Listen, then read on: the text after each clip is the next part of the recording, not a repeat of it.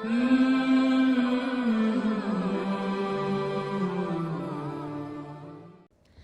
اللہ والصلاة والسلام علی رسول اللہ وبعد۔ پیارے بھائیوں اور دینی بہنوں، السلام علیکم ورحمۃ اللہ وبرکاتہ۔ ایک بھائی نے پوچھا ہے کہ قیامت کے دن انسانوں کو ان کے باپ کے نام سے پکارا جائے گا یا ماں کے نام سے پکارا جائے گا؟ میں نے سنا ہے کہ ماں کے نام سے پکارا جائے گا، کہ جس کے پاس باپ نہیں ہے اس کے لیے پردہ ہو سکے۔ دیکھیں، اصولی بات یہ ہے کہ قیامت کے دن بھی انسانوں کو ان کے باپ کے نام سے ہی پکارا جائے گا جیسے دنیا میں ان کو پکارا جاتا ہے۔ ہاں، حضرت عیسیٰ علیہ السلام کو ان کے ماں کے نام سے ہی پکارا جائے گا، عیسیٰ بن مریم۔ اسی طریقے سے اگر کوئی ایسی عورت ہے جو شادی شدہ تھی اور اس نے زنا سے بچے پیدا کیے تو بچہ بھی وہ شوہر کی طرف ہی منسوب ہوگا، کیونکہ قاعدہ ہے الولد للفراش،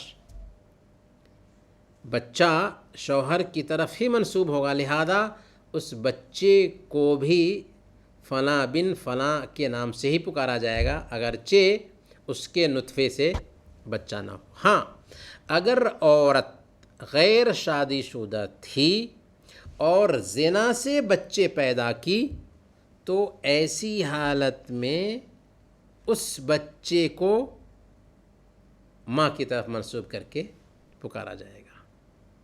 یہ تفصیل رہی اس حوالے سے، گویا کہ سارے انسانوں کو پکارا جائے گا تو باپ کی طرف نسبت کر کے ہی پکارا جائے گا۔ ایک حدیث میں اللہ کے نبی صلی اللہ علیہ وسلم خیانت کے حوالے سے بیان فرماتے ہیں کہ لِكُلِّ غَادِرٍ لِوَاءٌ یوم القیامہ، کہ کل قیامت کے دن ہر خیانت کرنے والے کے لیے ایک جھنڈا نصب کر دیا جائے گا جس پر لکھا ہوگا ہذہ غدرۃ فلان ابن فلان، کہ یہ فلاں بن فلاں کی غداریاں ہیں، فلاں بن فلاں کی غداریاں ہیں۔